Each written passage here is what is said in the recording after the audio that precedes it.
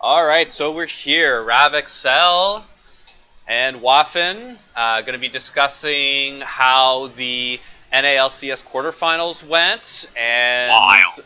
yeah, wasn't it? Wild. Wasn't it? Wild. Wild. I don't even know how you write a script like that. That's wild. It was a pretty big script, but let's go back and say what we predicted. Since it was only a couple of predictions, it was pretty easy to go through. I went and said that Cloud9 was going to win 3-1, and Waff, remind the viewers, what did you say? I said Team Liquid smashing up Cloud9. I don't even remember what the score You was, said but 3-2. You said they'd take it in 5 games, but that's safe. That's a safe bet. It's Cloud9. Where did they go? Like where? I don't even know. well, they faltered at the end of the season, and I was talking a lot about momentum. And it was not the case in the other series, and it was the case in this series though, where Cloud9 just fell apart in the last couple of patches. They really faltered in the finish, and they didn't look good against the best teams in the league. And Team Liquid put it together. Now, I'm sure, like the viewers who watch the games, these games were generally they were not blowouts. No, close. Super close. Very, very close games. I did make a prediction that Pole Belter was going to give it to Jensen. That did not really happen. It was a good outing by both players. I think Jensen played well, with not Pole the Belter played reason well. why they lost. But you know who did play well? You know the man. I'm going to Man. highlight it on the screen Oh my for everyone. Go ahead and God. name. The god himself, double lift. Yes. 15-0-8, I believe. 15. Yes. I don't even know like what he decided. I get Caitlyn. It was like 49% damage share in game one of Yeah. his team. He did Yes. 49% of the damage. I'm looking at the Caitlyn score, 4-0 and 2. Just dominated. Well, he did have Nami, right? But Nami's not really meta. That's No, kind of like but she can be played well if you hit her bubbles, and if you can have game-changing ultimates, and she can be played. But what I think a lot of viewers may forget is that Cloud9 had a significant lead in the first game. It was 6 or 7,000 gold for at least 10 minutes, Mm. and they were threatening to beat TL, but TL just kept delaying. They kept delaying that Baron fight, fighting for vision, and pushing out a side lane and burning out teleports. And it really, really impressed me that even down, that they were still able to come back. It was a narrative throughout the season that they were only winning the games that they had a lead on, And they blow him out. and they weren't able to win if they were down past 20 minutes. Team Liquid patched up a few holes. Ole looked really good. Good for him. Impact playoff buff. Now, wouldn't you say that was where the biggest differential in the players was in top lane? You dropped that fucking wild Impact Singe drop, and like I don't Yes. even know. Toss and Sejuani around the jungle. Sven Scaris just didn't even know what was going on. It was He didn't huge. It was huge. It was clearing waves, being a tank monster, just running through team fights, only dying the once. So if you watch Samsung at Worlds, right, you saw them dominate the Vision score. So I've started after initially seeing all the kills drop, all the setups, that pole belter, fucking Azir walk where he gets that fucking all on the back line. Game 3, that was wild, wild way to go, pole belter. You're the shit. That whole game they were losing. It was like 2-9 or some shit, and pole belter made the play, which is good, but I started going over Xmithy's vision score in the way he's pathing. He had Svenskeren completely dicked. Like, balls in all day. Svenskeren couldn't do anything. Xmithy was on him.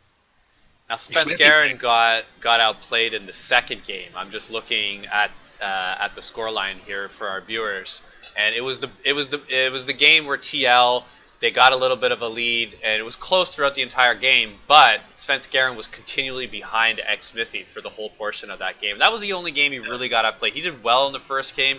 He did pretty well in the third game. and it was really Impact showing, he was being able to be much more of a force for his team than Licorice. Now, like you're saying, the player of the series was Doublelift, but Sneaky had really good performances.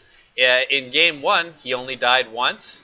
In game two, he finished 4-1-1 when he had he had some really good plays on Ezreal, and then in game three, also amazing plays on Ezreal. I believe he picked up a quadra He died kill. twice.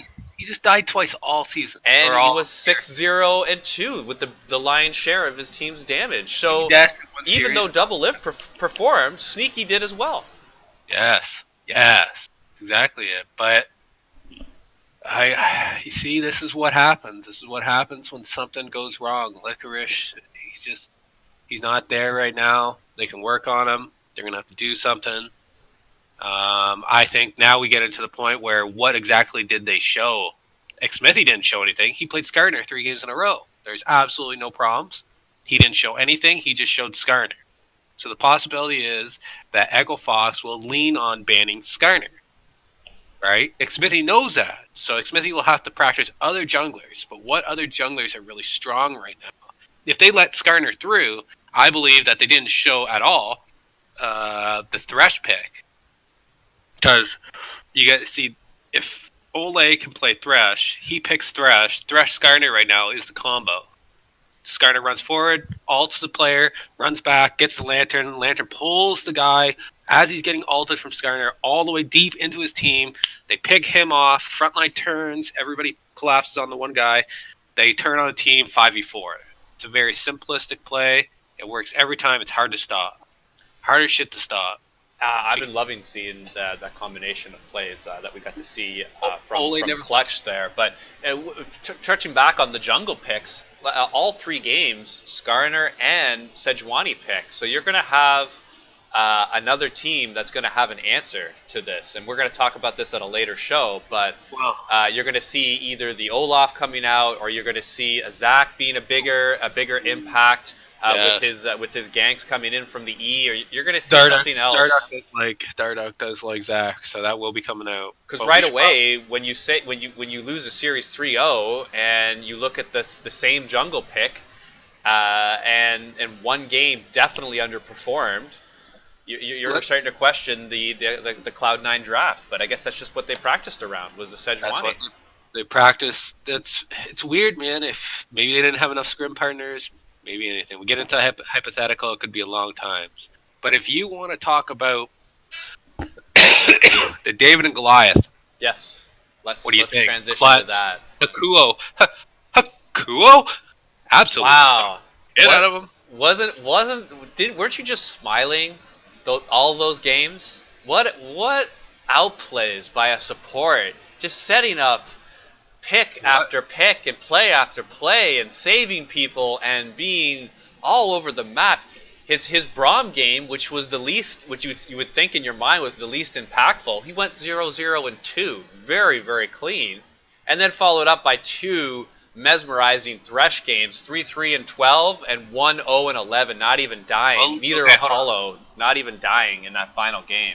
I just want you to look at something. They played a weird comp here. Gnar, Sejuani, Fabibin was on LB, Blanc, Caitlyn, and Braum.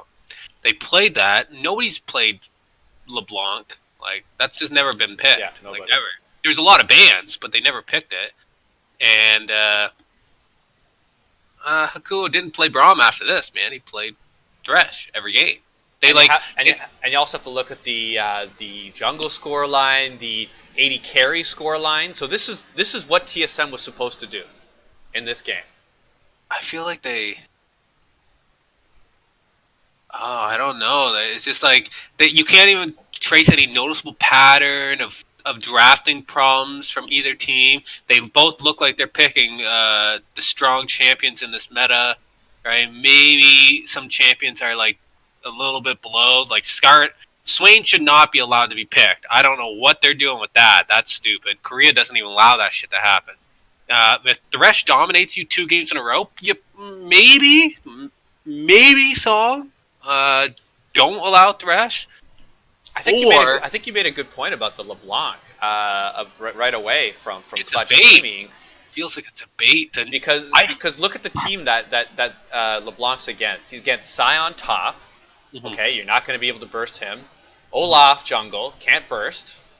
mhm. Talia mid, okay, yes, you can burst him. Sven Varus, yes, you can burst, but you have Mithy as Tom Kench, who can negate all of that with a well-timed devour.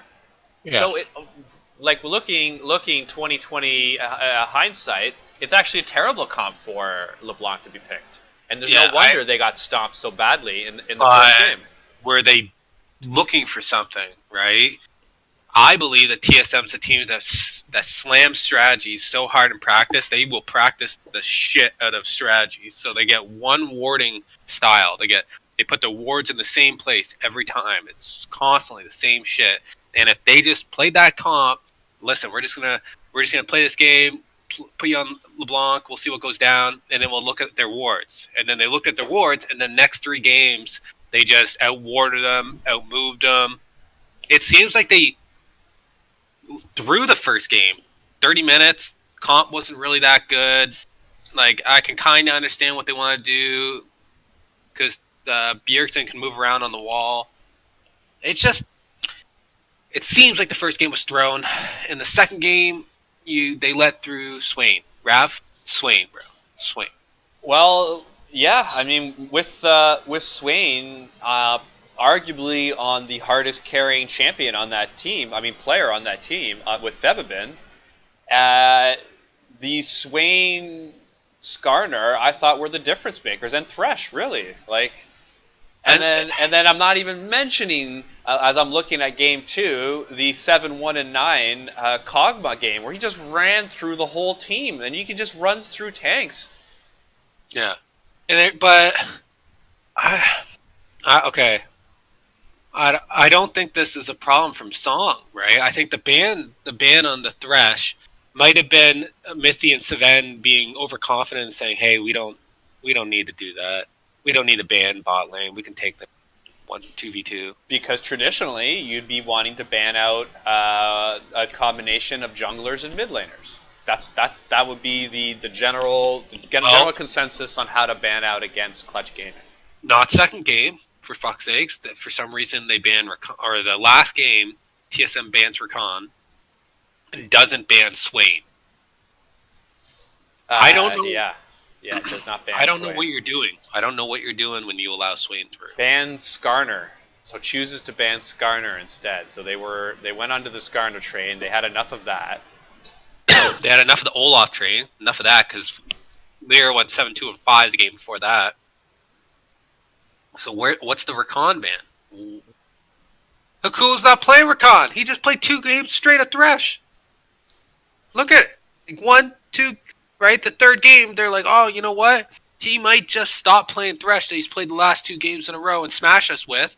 He just went 1-0-11.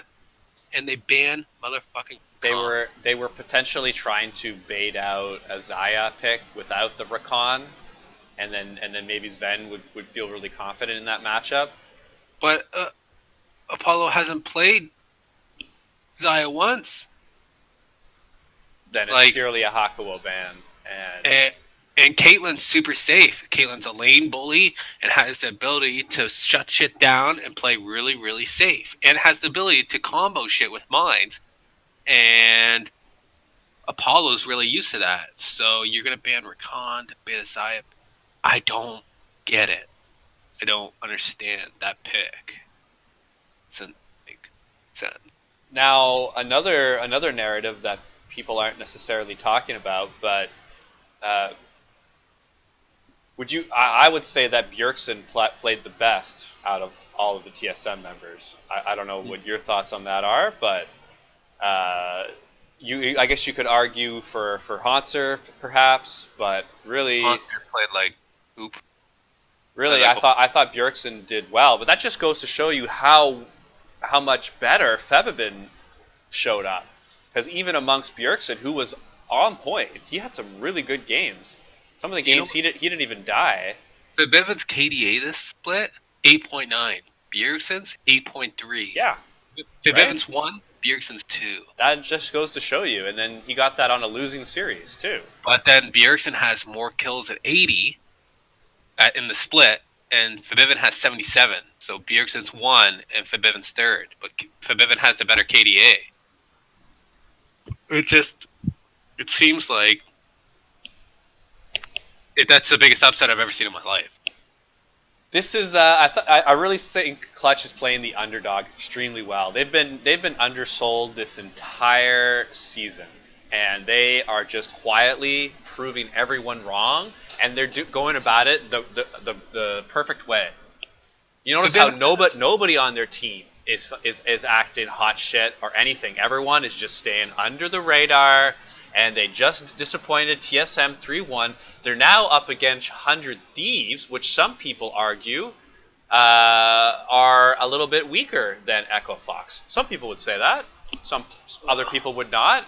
And I have to tell you that after being a non-believer and picking TSM to take out Clutch 3-0, I have to admit you did say 3-1, so you had me once again on that pick. So nice so far playoff picking. Yes. But Clutch has a real shot at beating 100 Thieves and making it to the finals. Do you agree or disagree? Disagree. I think 100 Still Thieves... Still sleeping on him. Not sleeping. Here's the thing. I thought Apollo, no good. I think Hakuo was good, but not good enough to beat Sven and Mithi.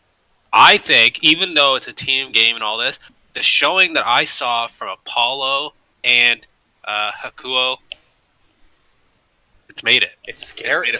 They have a scary bot lane now, right? Good for them. Not better than Double Lift or even Sven and Mithi on an average day. It's not even in lane though. It's mid game, like mid game. Apollo staying back, not getting bursted. Hakuo making enormous plays for his team continually, and high risk, high reward plays as well.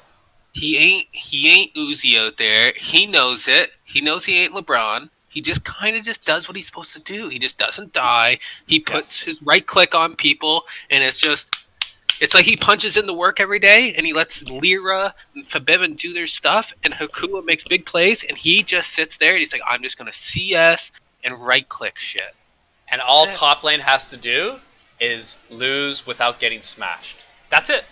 That's it. That's how they play. Exactly how you just said, and you try to lose the minimal amount, and you're going to have Solo going up against Someday in the next series.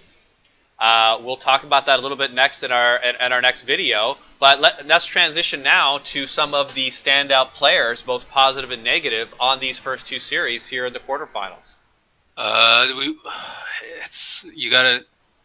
So I'm up on the stats site. You sent this to me. Can you explain a little bit about this stats like an infographic. It's pretty interesting. It gives you a little bit of everything. It gives you shortest game, longest game, which game is for, the amount of dragons killed throughout the whole weekend, the highest presence, which I find is a really good stat to look at future picks next week. Now we have an update coming out, so that's going to change things a little bit. But if you look like Swain, 100% highest win, 4 games played, 4-0. That champion should not be getting through. Hakuo, Thresh shouldn't be getting banned, but maybe banned versus Hakuo because that guy's smashing people. Skarner, really strong. Olaf, really strong. You don't ban Jhin, you don't ban Caitlyn, but you have to ban Swain. Olaf and Skarner are both high priority bans if you let them through. Gangplank, 100% ban. Sion, Gangplank, Swain, to me, are like the 3.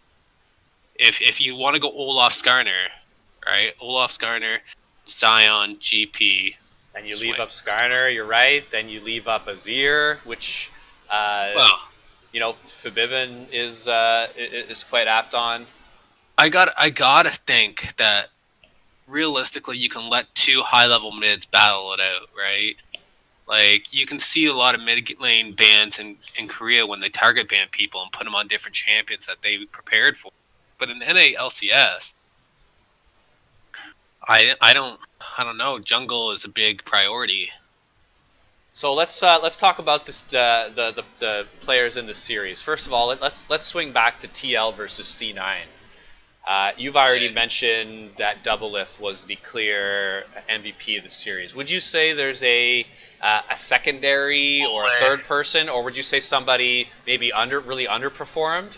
Ole, 100% highest average vision score, I 98.3. I don't think a lot of people are going to pick Ole as a second standout. I think you're kind of Oh unique my for that, God, but as an 80 carry player yourself, you know that a really good performance by an 80 carry is often followed by and started by a strong performance by the support. The two people. rarely go apart from each other. If anybody doubts what a vision score actually represents, they need to go back to Worlds and watch Samsung beat up SKT. SKT is got Faker on it. Faker should be able to smash, but Samsung had enough support analysts and all these guys studying board visions and all that shit on SKT. They knew everything about them. They knew every rotation they made. They had studied them all of Worlds to know their style because Worlds is like a tournament with its own separate meta from the season. The season is one long meta, right, with changes throughout it to dictate champion pool, but you usually get the same rotation on it. But before Worlds, there's usually a huge patch that really alters the way it's played. Now, Samsung watched SKT and then understood their vision. Then they bought more pink wards than any other team in Worlds. So it came down to the fact of who's got the better vision score, and Ole has the better vision score. And then if you look at number two, it's Smithy at 97.7. So that's So as a secondary highlight player, you could say X Smithy. He only died twice in the first two games and once in the third game, and was just a continual presence there in that Skarner. Uh, of course, we were talking about how Impact really showed dominance over Licorice in at least two of the games, at least. The first game they were somewhat close, but then the second and third game, he really did show a lot more. But then he's supposed to. He's supposed to beat up. That is where Cloud9 is weak. where. Top lane. Yes. And again, Pobelter showed up strong, but so did Jensen. Jensen had very impactful games as well. So if you're looking for a secondary highlight person, you are really you're really in a lot of trouble to find one because everyone kind of played their role. Agreed. I think. Let's get the All right, fourth. so Let's get TSM the versus CG. Highlights of that match. Akuo. So Hakuo definitely. You Forbidden. have to put Fabivin and Lyra Yeah. there.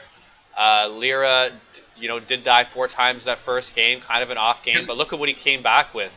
Skarner 3-1-10. This is where. Skarner, yes, he went 0-3-0, but then Zach 1-1-8 to close it out. Do you really think that Fabivin will be doing the same amount of work in the next series versus 100 Thieves? I So don't. versus Ryu, yeah, yeah, I don't think so. I think so. I guarantee you they don't get Swain. Well, yeah, he won't get that pick, but No, but that's a he big has other amount. picks. He's been Yeah. around No, for a he's long 100% time. He has super he has a good. champion pool. Super good. Not a champion pool problem in the world. There's nothing. He does not have a problem there. But you don't give anybody Swain. Rob, he was playing Swain against TSM, and he was 7-0. He would like walk into a team fight. The team fight would be going towards TSM, like TSM's winning. Then he would come in and hit all R, and then Hourglass, and then people would just blow up. Yeah, three Like- people would go down, half of their Yeah, life it looks like instantly. Hiroshima. It looks like Yeah. Hiroshima out there, man. Like they're just getting blown up. Look like a nuke. And I was like, what the hell? When Vigar get here? But it's like AOE. It's unbelievable. It's like they allow this champion to happen like 3 times or like twice. It's stupid. 100 Thieves will not make that. I just don't think Fabivin will have an easy time.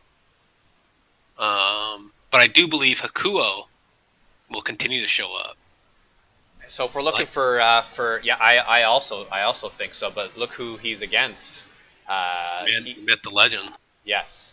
Part of Rush Hour. When we're looking for downsides of some of the TSM squad. You have to look at Mike Young. You have to look at Sven and Mithy.